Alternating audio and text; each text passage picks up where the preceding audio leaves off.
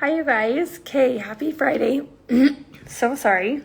My house is quiet, my kids are gone, and I have a frog in my throat because I haven't been talking to anyone for the last little while. But, okay, I'm going to try and be doing more lives because there are lots of questions I've noticed that I get over and over and over again. And so I thought it would be really nice to have them here, a place here where we can talk about them, I can answer them, and then I can refer any of you back to them or anyone who asks them in the future. So sorry. So for those who are joining, so glad you're here. What I want to talk about today is how to find and choose a professional organizer. This conversation could also be really helpful for anyone who's starting their own organizing business or already has an organizing business that's starting and they're trying to find more leads, because I've learned so much in this last year and a half, trying different avenues, and I had no idea how things worked. So maybe I'm the only one, but I did not know how much companies had to pay to get their name out there. And it makes me feel like a lot of searches are not super organic and authentic. And I'm not saying that people who use these services aren't amazing at what they do and in their field. And it's how I found professionals too. But because I didn't understand how it worked, and now I do, and I've spent a lot of money trying different things, it's changed the way I've just learned through trial and error what's worked for me with my business. So I'm going to address the first question first, how to find a professional organizer. And then kind of as an addendum to that, I'm going to share some tips for professional organizers starting out or professional organizers looking to market themselves in different ways. So if you have ever used a service like Angie's List, I wrote a list down. There's one called findmyorganizer.com. Houzz, Houzz, they have a lot of cool inspiration photo, like beautiful pictures of homes. Kind of, my husband uses it like Pinterest. He feels like it's like the man's Pinterest for house stuff. Home Advisor is another one. Thumbtack is one that I've used. I've found great people on Thumbtack. Yelp, I know a lot of people go there to leave reviews, and I always thought that Yelp was like an not authentic, but like an organic place to search, just like Google search, and then Google Ads. So I'm going to talk about all of those. I did not realize that for every single one of those, for someone to be able to have their name pop up for you, they have to pay sometimes a very significant amount of money to be put on the list, which is fine. It's a way to get your name out there. But if you're going to go to Houzz and look for professional organizers or anything for that matter, or Angie's List or Thumbtack, the only people that are going to populate for you are people who are paying a certain amount. And the people who will populate the first at the top are people who are paying even more. And I didn't know that until I got into it. And I think that's fine, but I would recommend, if you're looking for an organizer, to make sure that you really, or anyone who's coming into your home, just to really vet them, look at their website, try and find what their Instagram account is if they have one, see who they are as a person, see their personality, see their style before deciding to have them in your home. Advice for professional organizers is I have found that my best clients by far, and the majority of my clients by a long shot, are coming from Instagram and from word of mouth. And I love those clients. Not that I don't love my other clients, but I love those clients typically the most because they already feel like they have a relationship with me. They know my style. They recognize my team. They know what to expect. If they're word of mouth, they've seen their friend's house, they've seen my work. And the others sometimes don't know exactly what to expect. I feel like they come in a little blind, and I get a lot more. So I hope that makes sense. I just, I think I didn't realize, the other thing I wanted to say, if you Google something, so if you were to Google, I'm just going to use organizing as an example because that's what I do. But if you were to Google professional organizer Utah or whatever it is that you're searching for, you always think that like the best options are going to come up on that first page or the first few pages. And what's interesting is that's not always the case, and I feel like Angie's List, House, Find My Organizer, Home Advisor, Thumbtack, Yelp, all those places, they usually come up on that first page. So just their website, and it will say, so if you're typing in home organizer, findmyorganizer.com is going to come up on that first page. So then you click on that, and then you start to look for your organizer. And so then you get not sucked in, but you get into that system where then they are, the only people that you're looking at are not the best organizers. Maybe some great organizers are there. Have I tried Fiverr? Oh, yes, I've tried Fiverr. I've only used it for certain things. Sorry, now I'm going to shift gears. Fiverr is actually who made my first logo. I got it tweaked like 6 months later by a friend, but I thought Fiverr was great. I guess it depends on what you're using it for, but I thought that was a great way to get a cheap logo and some cheap services. So I'm not bashing any of these services at all.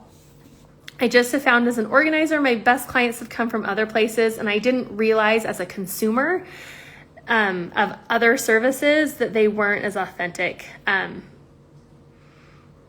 as I thought they would be.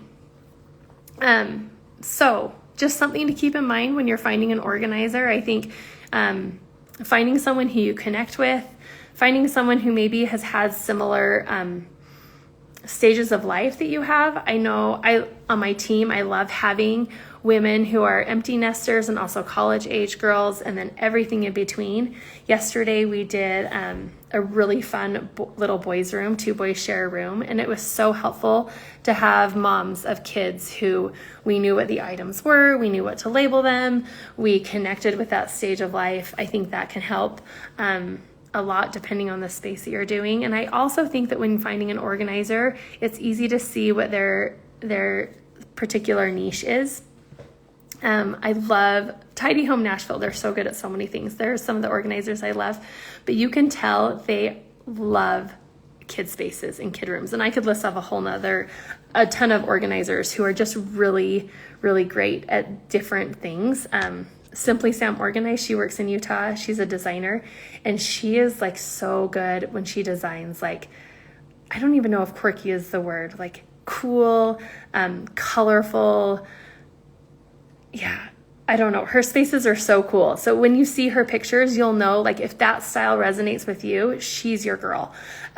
So really looking at people's spaces, how they do things, how you connect with them as a person. I just think it's really important, because hiring a professional organizer is not only a big investment, you're investing in systems and style, but they're also like they're going to be in your home, they're going to be in your personal items and in your life. And it's important that you feel like you can connect with them, you can trust with them, and you can trust that they're going to take care of your things in your spaces. So those are some tips I have for finding an organizer. And I'm not bashing on any of those avenues, but I do think that if you're going to use Angie's List, findmyorganizer.com, House, Home Advisor, Thumbtack, Yelp, Google Ad, whatever it is, if you're going to access organizers that way, I would definitely go the extra step and look at their Instagram, look at their website, look at their portfolio, and make sure that you're getting what you want, because anyone can say they're a professional organizer. That doesn't really mean anything. There are some certifications you can get, but just because someone is listed on one of those websites doesn't necessarily mean that they are the best or a good fit. Another question I get a lot. Thank you for all those who are joining. When finding a professional organizer, obviously, like, the issue of cost comes up. And I have found, I'm friends with all of the professional organizers in Utah, not all of them, but a lot of them. And our pricing is really comparable to each other, even those who give project-based estimates. And then some of us don't really give estimates, but we can estimate the number of organizers. No matter how it is, it really comes out. We all basically, in our heads, when we calculate things, we're charging the ones who are giving the luxury designer organizing type service. We're all basically very, very similar in price. So I think it really just comes down to finding that fit, finding someone you trust in your home. You can find organizers who charge less. but they don't have that focus for the designer aesthetic, and some of the perks like doing all the shopping and having the knowledge of products doesn't come with it. So I think you kind of get what you pay for. And I know there's different pricing in different regions of the country, but Utah, I know we're all quite consistent with our pricing. Yeah, if you guys have any questions, let me know. I know not everyone is in the market to hire a professional organizer. It's a smaller demographic, but I have tried really hard with Reset Your Nest to create a business that's approachable for everyone, so that if you, for those who can't afford to have an organizer, at least maybe you can. What budget would you suggest for organizing? Oh, I'm sorry. Someone said, thank you so much for this live. I've gotten burned twice. I would love to know how and why and how this helped, because I do think it's really hard to find organizers. And I missed that. What budget? Oh, okay. Let's talk about budget. I was going to do I'll do another live where we really go into specifics, and we're going to start sharing on our stories how much different projects have cost. But I feel like most spaces, we're going in with larger teams these days. It depends so much on the space. It depends so much on the product. It depends so much on, like yesterday, I think we tackled 5 different spaces in one day. So it's really hard to say, well, this space costs this much, because we lump it all together. I would plan on around a $2,000 pantry budget, if that gives you an idea. That would be for all product and all organizers and labor. But it can definitely go up from there. I mean, as you've seen in things I post, sometimes people will have a pull-out pantry and cabinets, which would probably be less than $2,000, but usually we're doing other spaces with that. But then I shared a giant pantry this week, and that was obviously more, because there's so much more stuff to sort. There's so many containers that need to contain the items that we've sorted. So prices can be all over the board, but for really any project, I don't think I'm doing, this is just full disclosure, I don't think I'm doing any projects, invoicing any projects that are less than $1,000. And usually they're between 2 to 6 for like a one-day project. But that's a big team, and lots of times multiple spaces, or a really big space, and that's all product and everything combined. I hope that helps, but that's a really broad range. But I think that that is an initial shock sometimes. I think sometimes people are thinking in the hundreds of dollars, and I think to make that mental shift and realize that it's going to be a lot more is important if you're thinking of hiring someone.